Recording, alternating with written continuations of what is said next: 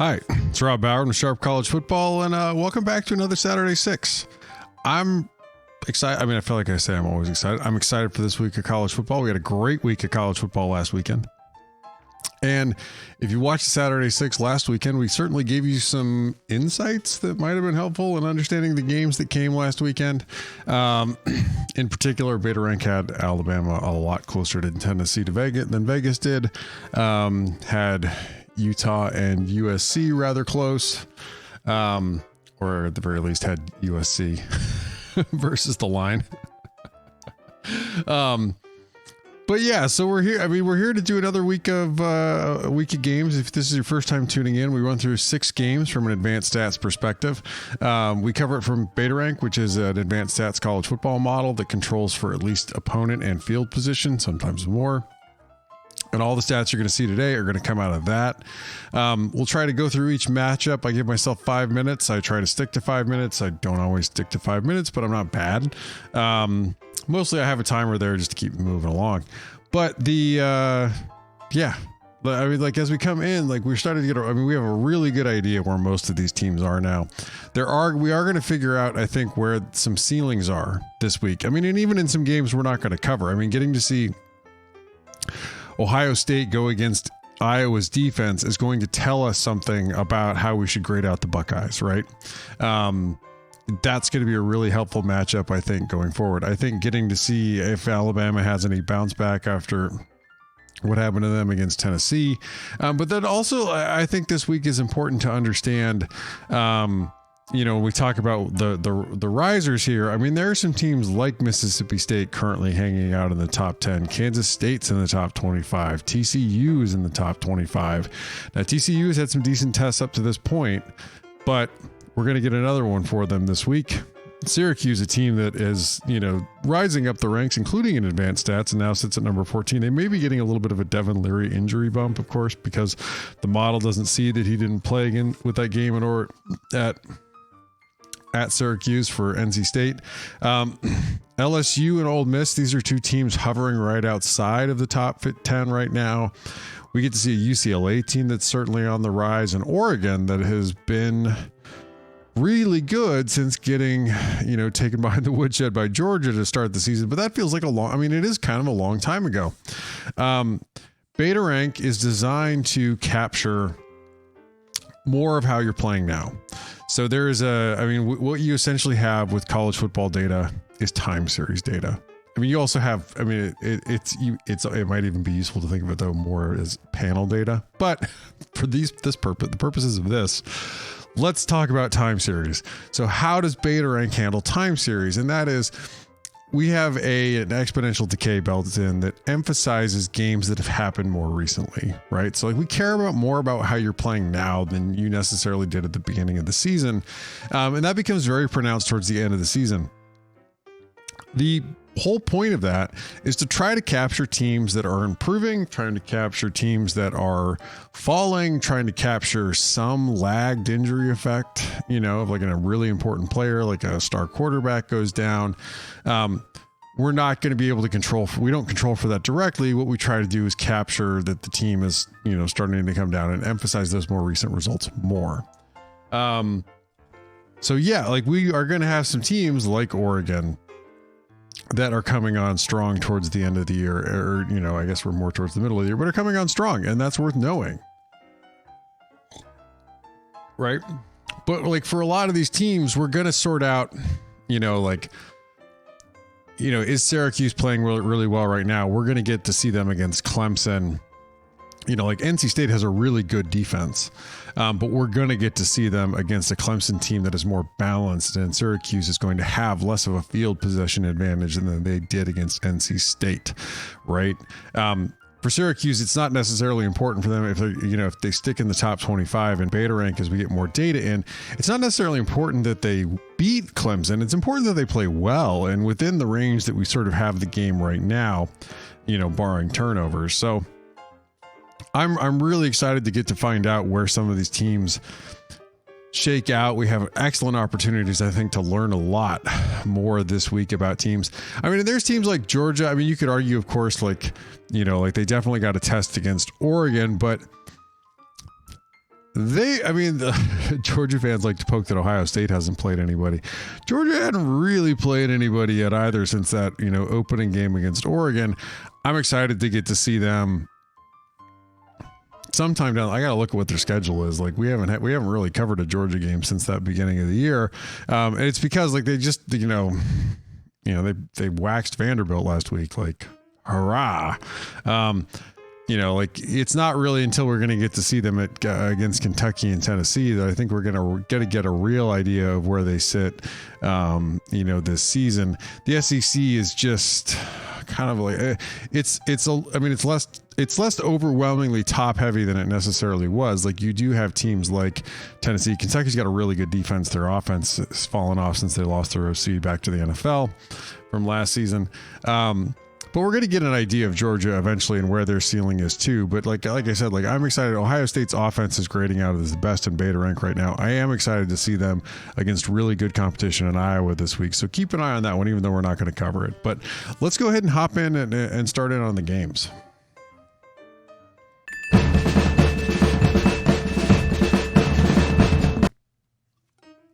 So I will say last week, like Mike Leach is your head coach of Mississippi State.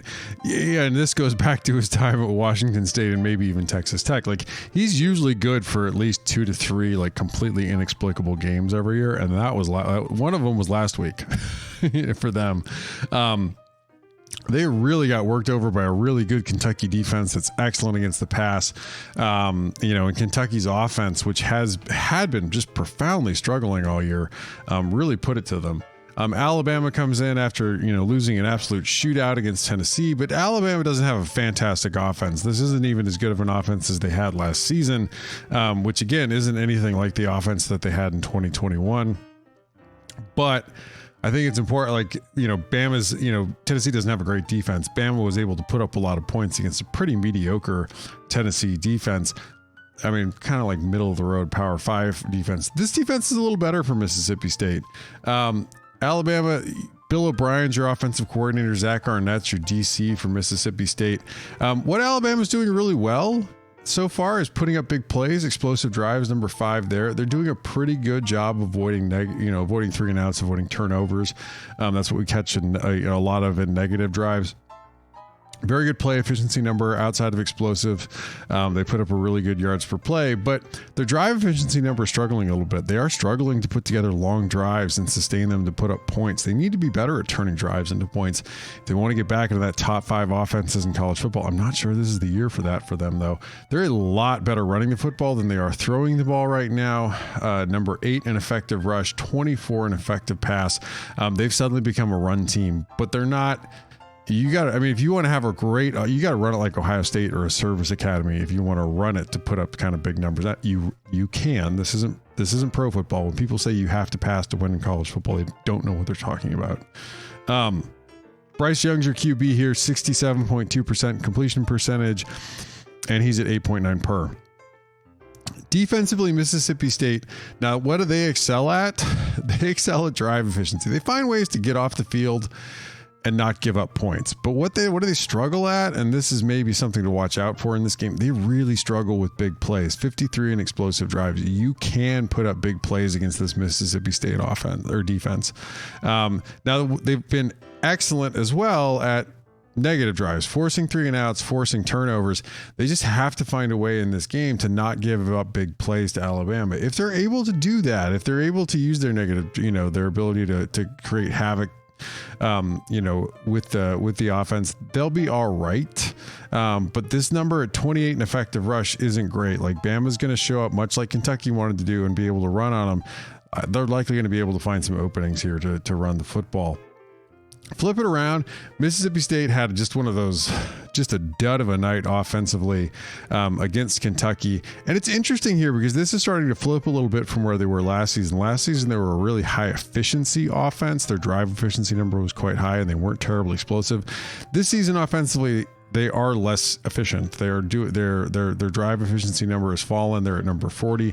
They are relying more on big plays, number 10 in explosive drives. 25 in negative drives is a little bit of a watch out here. And of course, you have a huge run pass split when, Mike Leach is calling plays. Like the joke is Mike Leach only calls pass plays. But it'll be interesting to see here a team that is so reliant on big plays. I don't think Mississippi State has the wide receivers and the scheme to be constantly running free against Bama the way Tennessee was. Although the secondary for Bama had some moments last weekend. Now, defensively, Bama has fallen a little bit after playing Tennessee. They were number 1. They're currently at number 3. Their drive efficiency number is probably their worst number. You can sustain drives to put up points against them, but they're still at number 3 in explosive drives. Even, they had done such a good job before the Tennessee game that, the Tennessee game only hurt them so much. And Tennessee themselves is so explosive. Bama's not going to get knocked too much for that. Now, what might help Mississippi State here is that split. Like, Alabama's excellent against the run, but they've been a little more vulnerable against the pass. Mississippi State, in order to have a shot in this game, is going to have to be able to hit some big pass plays, much as Tennessee did in their game. I don't think they have the personnel to necessarily do it. I think this is still a very good Mississippi State team, but this is not a great matchup for them. Alabama's 84% win probability and 13.34 in beta rank. Mississippi State probably needs to finish +2 on turnovers in order to win this game. I think I did this backwards. I think it's actually, is it Mississippi State at Alabama? This is kind of a dumb one, like things I should know before I, yeah, it's Mississippi State at Alabama. Did I get that backwards? Like a total goof. Yeah, it's Mississippi State at Alabama, not the other way around. So I transposed it here. I had it right everywhere else.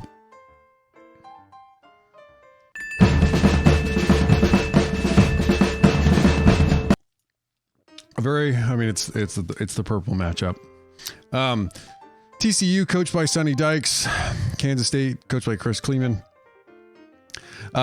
This is a really good matchup of some teams that have surprised, I think, thus far in the Big 12. TCU is rebounding. They're having a V-shaped recession, if you will, post Gary Patterson, bouncing back tremendously, particularly on offense, but also on defense. They were catastrophically bad defensively last year. Garrett Riley, younger brother of Lincoln Riley, is your offensive coordinator for TCU. Joe Klanderman is your defensive coordinator for Kansas State. Now, TCU, what they've been pretty good at is big plays. 21 in explosive drives overall. Their play efficiency number is pretty good. It's the least important of the core 4 beta rank metrics, but it's still not a bad thing to have. It's not bad to be able to put up a solid yards per play and rely on that. 26 in negative drives. The one watch out is they've struggled a little bit with drive efficiency, being able to put together long drives to put up points. I think that's something, that to watch out in this game, because that's what Kansas State's done a really, really good job at. No big run pass split for TCU. Max Duggan is your quarterback here. 69.5% completion percentage, 9.5 per. This Kansas State defense is really good. Their drive efficiency number is tremendous. They found ways to not give up points and get off the field, but they're struggling a little bit with explosive drives. They've certainly given up some big plays, even, and that has led to some points when they've given them up. They're not doing a great job at negative drives, 41 there. So, I think that the main thing here is Kansas State often finds ways to use the field to their advantage. It's going to be interesting if they can keep TCU from hitting big plays. TCU hasn't been that great at driving the length of the field, and Kansas State is, so it is, however, their weakness. It is something that, you should certainly expect TCU to be able to hit some big plays in this game. They don't have a really big run pass split for Kansas State. This will be an interesting, this should be a pretty fun matchup here. I do expect TCU to be able to hit some big ones. You flip it around, Kansas State's offense, coached by Colin Klein.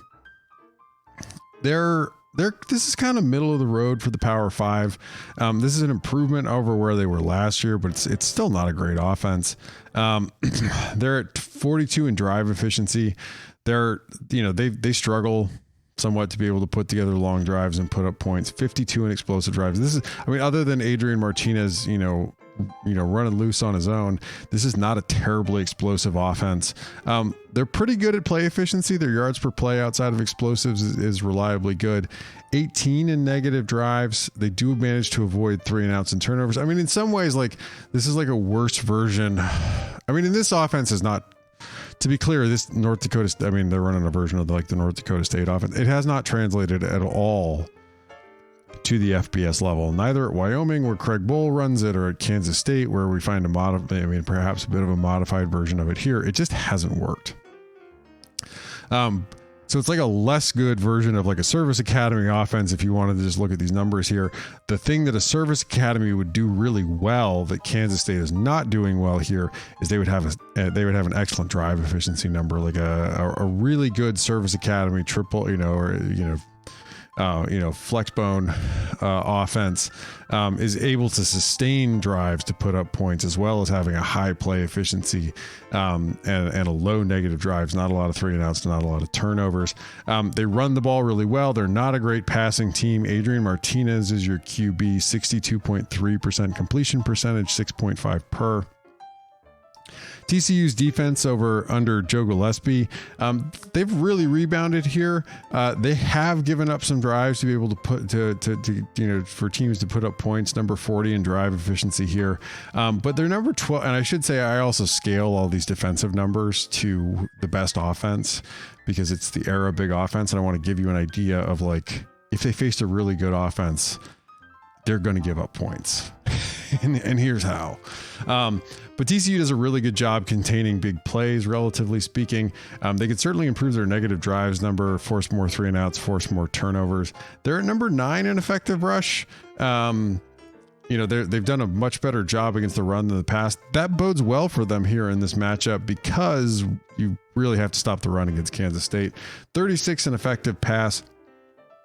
We have this as TCU 71% win probability and favored by 6.9, so 7 points at home.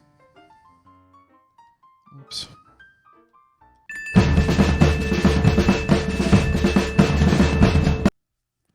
So Clemson at Syracuse, I'm really excited for this game. I think we're going to get a really good idea of where Syracuse actually sits.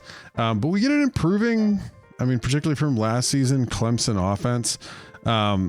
They're like this Clemson offense sitting at 18. Like I said, like that's a huge improvement over where they were a year ago. You have a new offensive coordinator in Brandon Streeter. Their offense is really good at drive efficiency. They've been able to put together long drives, sustain them for points. They're less good at explosive drives. They really need to find a way to put up more big plays here. They're struggling with that. I don't think their wide receivers are quite necessarily there. And of course the pass blocking hasn't necessarily been there either. Play efficiency, they could certainly work out their yards per play here outside of explosives. Negative drives is pretty good. They do a decent job avoiding 3-and-outs and avoiding turnovers. They're at 28 in effective rush, 23 in effective pass. No big run pass split here. DJ Uiagalelei is a 64% completion percentage and 7.8 per. You'd like to see him get that completion percentage up. That would certainly help. Now this Syracuse defense under Tony White, they're running a version of the Rocky Long 3-3-5. They're okay. This is significant improvement. So I don't want to take that away. Like this is a huge improvement over where they were. But 28 in drive. This is again like a middle of the road Power 5 defense. 28 in drive efficiency. They do a decent job here. They do a decent job containing big plays. 27 in explosive drives, and again a decent job at play efficiency. Where they really struggle is negative drives, not forcing enough 3-and-outs, not forcing enough turnovers. They need to come off the bench with a better plan to be able to impact the game more. They don't have a huge run pass split, but you might see Clemson be able to run the ball more than you might have expected in this game because they do struggle a little bit more with the run than they do against the pass. This should be an interesting one. I don't think Clemson's going to struggle too much to be able to put up points here. But you flip it around and you have a pretty good Clemson offense. Syracuse offense. Robert Anae is your offensive coordinator. He was at Virginia the year before. I think he's one of the better OCs in college football. Even though he had a break, I think in between the last time he was I think he called plays at Arizona, and then went to BYU for a bit. And then He got a shot again to call plays at Virginia, and now he's got a shot again to call plays at Syracuse. He's a pretty bright offensive mind. 22 overall right now. They're really good at drive efficiency. They're able to sustain long drives to put up points, but this is not a terribly explosive offense. But all of this works, even with their low rate of explosives, their low play efficiency, because they do a good job avoiding 3 and outs, avoiding turnovers. They're able to keep the ball moving for the most part. They have a decent run pass split. They run the ball better than they throw it. But Garrett Schrader, their quarterback, is completing almost 70% of his passes. And that's important. If you're going to have a drive efficiency number like that, it helps to have your quarterback completing passes, not throwing incompletions, and putting you a little bit behind the 8 ball. Clemson defensively, Wes Goodwin is your new DC, of course. The interesting thing with them is that this isn't the Brent Venables era anymore. You're used to seeing a Clemson defense in the top 3, this is not that. They're a good defense. This is not a great defense. By any stretch, and you can sustain drives against them. Number 33 in drive efficiency. That's an interesting one to watch here in this game. Clemson has given up some drives for points. They're good, but they're not great at containing explosive drives. And Syracuse doesn't put up a lot of those, but it wouldn't surprise me to see them hit maybe 1 in this game. Play efficiency, this is their bread and butter. They do a really good job containing yards per play outside of explosives. Their negative drives number is pretty solid, 22 here. Again, not great though. I mean, they could certainly use to force some more 3 and outs and turnovers, but they're better against the run than they are against the pass. That might give them even more of a potential advantage in this game. And like I said, Syracuse might be getting a little bit of a bump because Devin Leary didn't play last week for NC State. The model doesn't see that, so Syracuse might be getting sort of an unfair bump for having beaten a quarterback, the backup quarterback for NC State. We've got this at Clemson, 70% win probability, 6.34 per. All right, on to the next.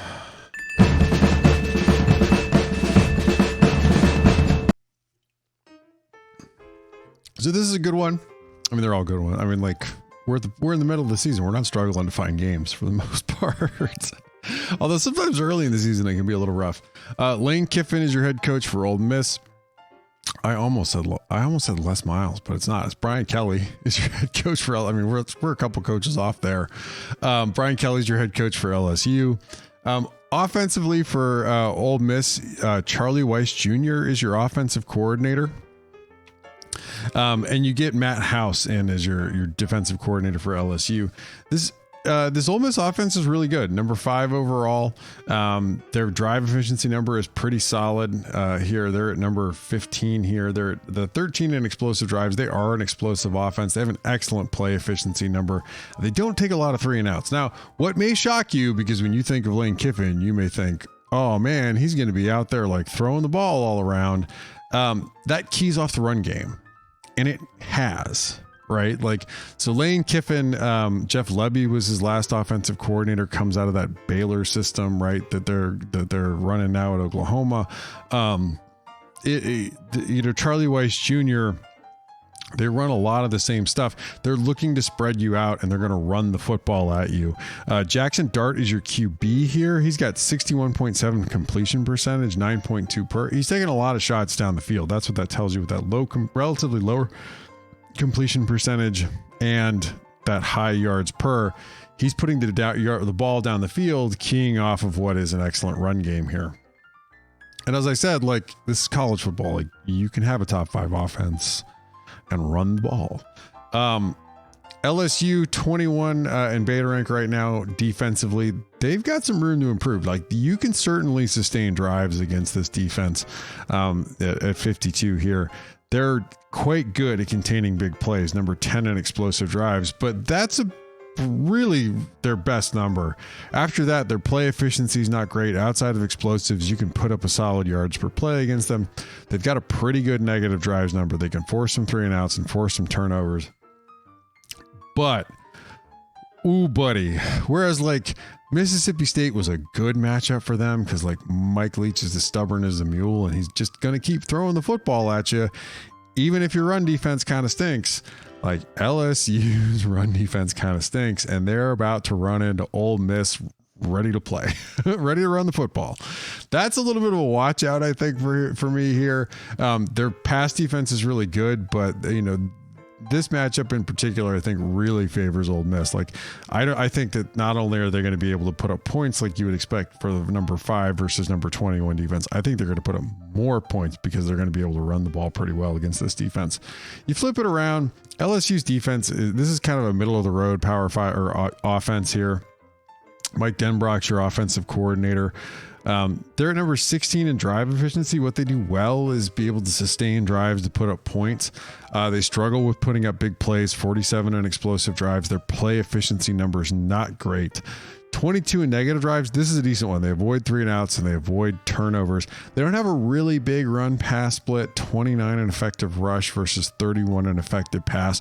Jaden Daniels is your quarterback here. He's got a 69.2 completion percentage, 7.5 per. I mean, what they have him do, I mean, what you can see here and what you should expect. I mean, like, Jaden Daniels is not an accurate downfield passer. If you were going to rely on him for that, things are not going to work for you. What do? They it's like his first year at ASU. They throw a lot of short stuff, high completion percentage, hoping for some yak. Like it is what he can do really well, and then he can add things on with his legs too. And that's something ASU didn't always mix in. Like ASU could never quite mix in, really relying, on Daniels in the short passing game and relying on his legs in the running game. They seem to kind of like only be able to do one of those at the time. They get a Ole Miss defense that is struggling. They're at 47 overall in beta rank. Maurice Crum is your DC here. They're at 49 in drive efficiency, 58 in explosive drives. I mean, these are struggle numbers. I mean, this is shading towards a pretty bad Power 5 defense. 41 in play efficiency, 47 in negative drives, not forcing enough 3 and outs, not forcing enough turnovers. They have a decent run pass split here, 34 in effective rush versus 58 in effective pass. Look, I think LSU is going to be able to put up some points in this game. I mean, this Ole Miss defense is really not good. We do have this, however, because the game is at LSU. We have this as a true toss-up, a pick 'em between LSU and Ole Miss. Anybody finishes plus, 1 on turnovers, they're likely winning this game.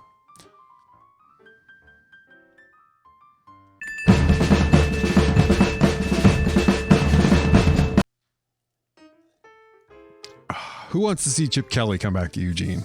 So this should also be a really fun game. You're going to get 2 offenses that are rolling along and 2 defenses that are not. So Dan Lanning's your head coach for Oregon. Chip Kelly's your head coach for UCLA here. This Oregon offense is coached by Kenny Dillingham. Comes over from Florida State. They're at number 10. I mean, this is, this offense, I think, has rebounded. I mean, I don't want to say they've rebounded really well from early in the season, like that game against Georgia, but they were pretty good last season. Oregon's problems last season were on defense, which continue. But this is a really explosive offense where they've struggled is being able to put together long drives to put up points. They're at number 33 in drive efficiency. Now, Oregon hasn't really played anybody since Georgia. This is going to be their first game where they get, now this isn't a really good defense, but by the standards of how defense is being played in the Pac-12 this season, this ain't a bad Pac-12 defense in a lot of ways. But they're number 14 in play efficiency, 10 in negative drives. They avoid 3 and outs. They avoid turnovers. The only real knock here is that they have not sustained drives very well up to this point. They're at 11 in effective rush, 25 in effective pass. They do a really good job running the football here. And Bo Nix has been good. I mean, he's at 70% completion per 70.4% completion percentage, 8.2 per. And he can be a little streaky, but he's definitely had some moments this season where he is also gonna take some shots keying off the run game, been able to put the ball, right where it needed to be. They get it Mike McGovern's defense, or Bill McGovern, not Mike McGovern, Bill McGovern's defense for UCLA. And they've improved a bit off of last season. Not a ton. I mean, like that last year under Jerry Azzanaro, they certainly weren't a very good group or a good Power 5 defense, but they had bumped up from where they were. But man, where does UCLA struggle? Like drive efficiency. You can put together long drives to put up points in them. Now they offset that. This team is really hard to put up big plays on. Number 7 in explosive drives. That's what I'm really excited to see in this matchup, is like what's going to give, right? Like UCLA, as it looks right now, is largely, lining up and saying like, hey, we're just not going to give up big plays. Like you're going to have to drive the length of the field and just not make mistakes. They do a good job with negative drives, forcing 3-and-outs, forcing turnovers. I'm interested to see if this closes a little bit. This is an enormous gap between where they sit on their their play metrics, explosive drives, play efficiency, and negative drives, and drive efficiency. UCLA has given up more points than you would have necessarily expected, given some of their other metrics. They've got a 24 in effective rush, 59 in effective pass. They're a lot better stopping the run than they are against the pass. That, in some ways, for a not great UCLA defense, makes this not a bad matchup. And I'm really interested to see, can Oregon sustain drives against a team that struggles, to get off the field, but really will try to find ways to not give up big plays.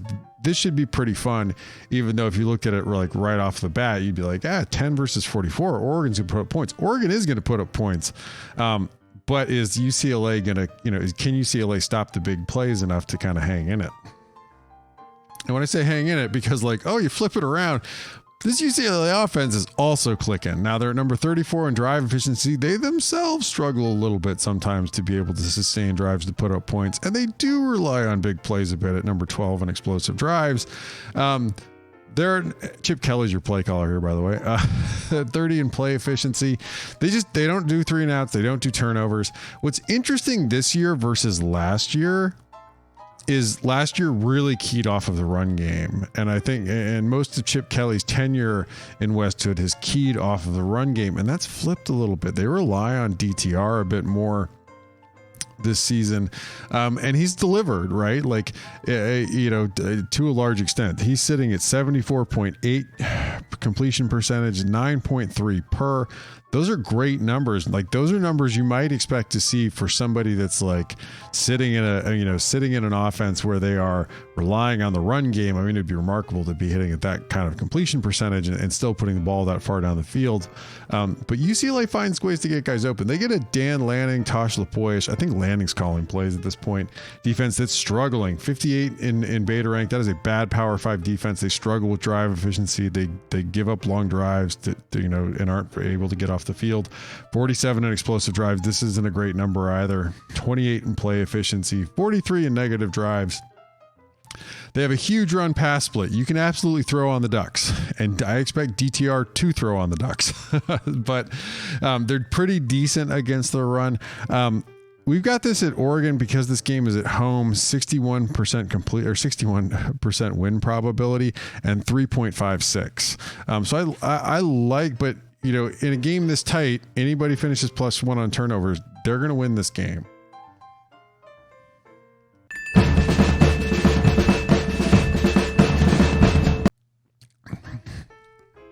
This should be a tight one. We've got Tulane here, number 44. They're coached by Willie Fritz. 52 Memphis by Ryan Silverfield. This Tulane offense is decent for a group of 5 offense. 54 overall in beta rank. Jim Svoboda is your offensive coordinator here. They do a decent job at drive efficiency, being able to sustain long drives and put up points. Their explosive drives number isn't great though comparatively, and that's something to watch out for here, because Memphis isn't great if you look over there at stopping big plays. So maybe Tulane does hit 1 or 2 here. Their play efficiency number's decent again too, 57 overall. And again, by group of 5 standards, this negative drives number ain't bad, 57. No big run pass split here. I mean, when you run through these numbers, you just see this is, like I said, a pretty efficient Tulane offense. They don't rely on big plays too much. Michael Pratt is your quarterback here for Tulane. He's got a 67.3% completion percentage, 9.5 per. Matt Barnes is your defensive coordinator for Memphis. This is a decent group of 5 defense, 62 in beta rank. They excel at, and that's what makes this matchup kind of interesting for me. They excel at drive efficiency. They find ways to get off the field and not give up points, but some of their other numbers they struggle a little bit more. They have given up some big plays, and they have been susceptible to giving up big plays. So I'm interested to see if Tulane draws some up and tries to hit some big plays in this game, because even though it's not necessarily their calling card, or, if Memphis just has some defensive breakdowns and gives up some big plays, even without Tulane necessarily having to design it. Now, Memphis struggles at negative drives. Not enough 3-and-outs, not enough turnovers. They're going to need to help out their offense in this game and force some 3-and-outs and maybe force some turnovers, because Tulane's got a good defense and you don't want to leave your offense hanging. Not necessarily that, even like if Memphis is losing the field position battle in this game, it could make it a tough one. I think, on their offense and on their defense both. No big run pass split for Memphis here at all. You flip it around to the other side of the ball, and for Memphis, we've got a decent group of 5 defense or offense here. Jim Cramsey is your offensive coordinator. They do a really good job sustaining drives to put up points. Number 32 in drive efficiency here, but they're just not a terribly explosive offense. Number 77. 73 in play efficiency. Again, that's a number, like, it's the least important of the core 4 beta rank metrics, but they're not putting up a ton of big plays, and outside of explosive, their yards per play is not great either. They do a decent job comparatively, or a better job comparatively, at negative drives. They don't take a lot of 3-and-outs. They don't take a lot of turnovers. And they do have a decent run pass split, 38 in effective pass versus 62 in effective rush. They are looking to throw the ball first against you. And you get Seth Hennigan. He's got a 65.1 completion percentage, 8.2 per. They're really going to rely on him, and he's done a good job, so far this season for Memphis. Defensively, this is a very good. This is like what I would call, I went back and I was saying 30-ish is like a middle of the road Power 5 team. This is a really good group of 5 defense, sitting at 24 overall. Chris Hampton is your defensive coordinator here. Should certainly be in line for some promotions after this season. Promotions to a Power 5 defensive coordinator job. 21 in drive efficiency. They do a really good job finding ways to get off the field. That might neutralize what Memphis, Memphis does, Tulane finds ways to disrupt what you're doing. They don't give up a lot of big plays. 36 in explosive drives. We've got them at 33 in play efficiency. They do a decent job again here against controlling the yards per play outside of explosive. Negative drives are at 37. And this one, here's where, maybe they don't force some 3-and-outs, and maybe Memphis is able to move the ball enough to keep the field position game sort of open. But Memphis might actually have to hit some big plays in this game to be able to hang in it. This defense is really solid. They're at 37 in effective rush, 21 in effective pass. That's the opposite. That is matching up what Memphis is sort of wanting to do themselves. So you're not getting the break here like we've seen with some of these other matchups where oh my goodness, it turns out this defense looks good, but they, they're really, they excel against the pass and they kind of struggle against the run. Instead, Tulane's defense has been quite good against the pass.